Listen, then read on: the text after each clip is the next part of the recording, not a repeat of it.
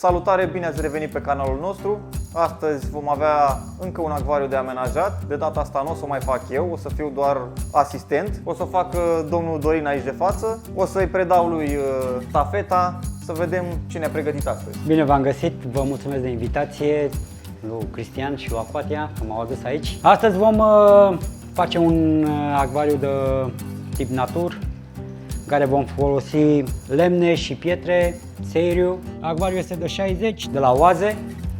Acvariul pe care îl puteți găsi pe site-ul Aquatia, dacă doriți să-l comandați. Are dimensiunile perfecte pentru un acvariu de concurs, dacă vă planificați să vă înscrieți la concursurile viitoare, sau un acvariu de sticlă ultra clară pe care îl puteți avea în locuința dumneavoastră și cam atât. Să-i dăm drumul la treabă.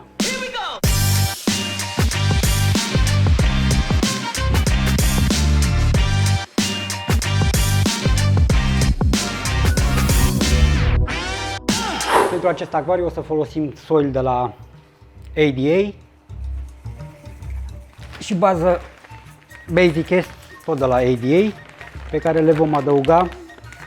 Basic-ul îl adăugăm pe partea din spate a acvariului, după care o să-l acoperim cu Amazonia și vom începe să punem baza hardscape-ului nostru, care va fi din două insule, una pe partea dreaptă, una pe partea stângă. O să-l întindem pe toată suprafața din spatea bazinului. Acum vom adăuga o parte din soil, tot pe partea din spate.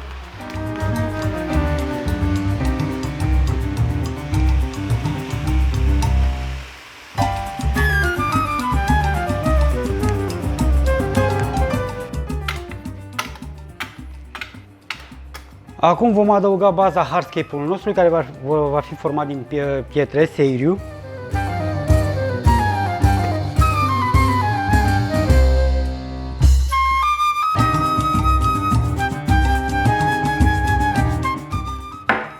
Ia uite, înjurăm.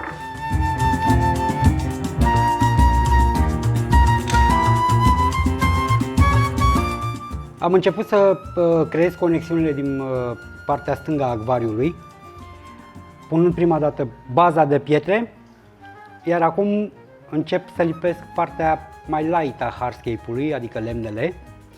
Pentru atașarea lemnelor de pietre voi folosi niște bucățele de hârtie, super glue și puțin soil pentru a acoperi partea albă a hârtiei, să nu rămână vizibilă ochiului când privește acvariul din partea din față. Și acum voi continua cu lipirea lemnelor, ușor, ușor. În același timp voi conecta și pietrele prin aceeași metodă de lipire, super glue, hârtie, respectiv puțin soil.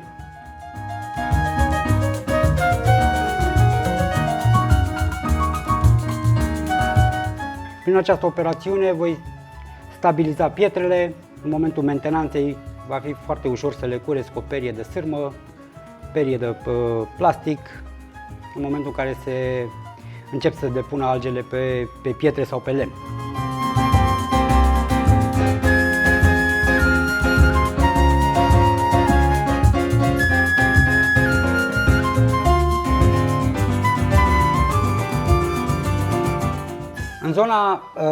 În această zonă, piatra este foarte apropiată de geam și avem niște spații goale în care am băgat burete negru. Acesta este un burete de filtru pentru a acoperi aceste găuri și în același timp pentru a opri substratul să ne ajungă în fața acvariului. Pentru că în fața acvariului am de gând să folosesc nisip de la ADA, La Plata sau Colorado, în funcție de cum va fi în contrast cu soilul, cu hardscape-ul. Voi decide asta după aia.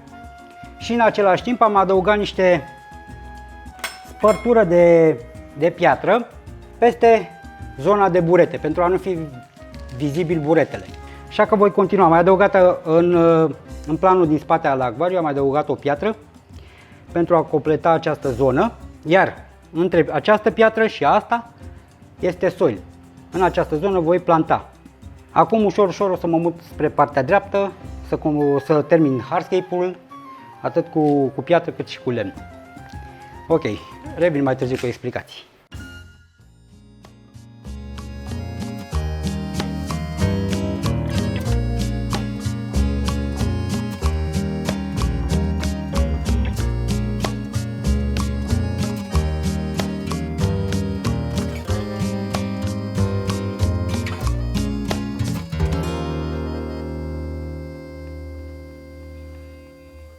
După cum vedeți, în partea stângă este aproape gata. În partea dreaptă este pe jumătate gata. Mai am de lipit aceste pietre pe partea asta.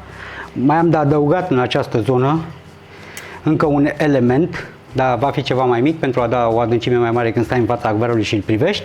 Aici, în zona asta, am mai băgat niște burete pentru a acoperi spațiile libere de aici. Mai revin cu detalii despre ceea ce fac un pic mai încolo. Sper să vă inspire pe o parte dintre voi și să vă ajute să faceți ceva acvarii frumoase în casa voastră. Continuăm.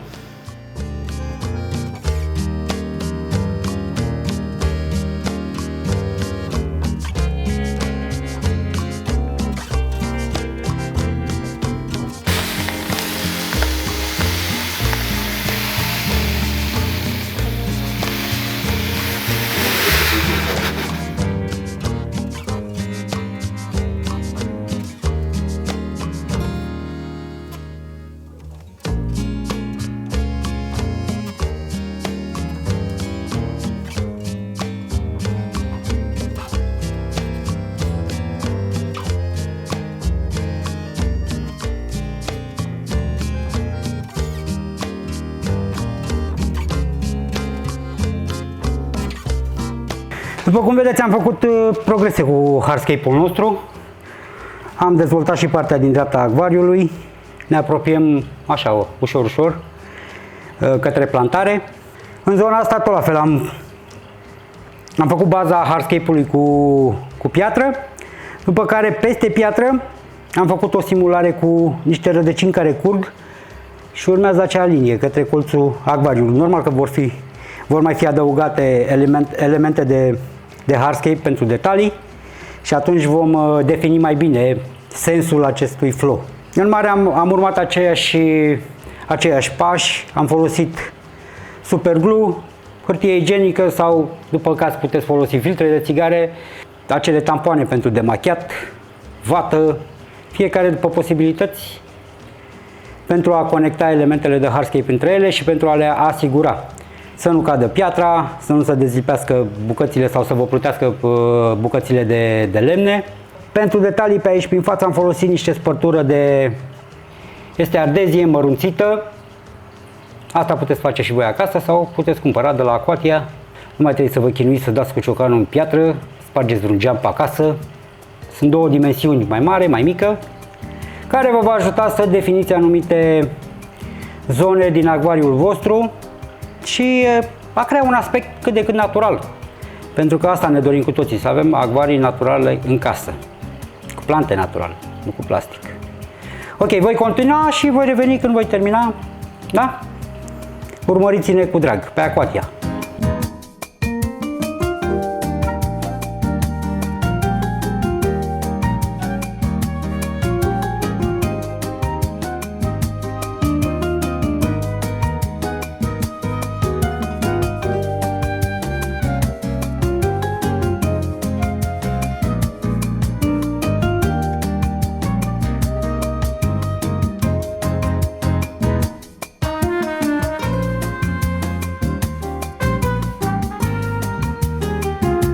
Am plantat o parte din plante, grotalele pe partea din spate, după cum vedeți și Eleocarisul am plantat.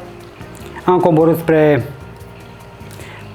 partea din fața acvariului, tot cu Eleocaris. Mai avem de plantat niște mos prin aceste zone, mai astupăm din ce este vizibil unde am lipit părțile de lemn. Vom acoperi cu ceva mos pe aici, zona asta și să mai ascundem așa zisele defecte.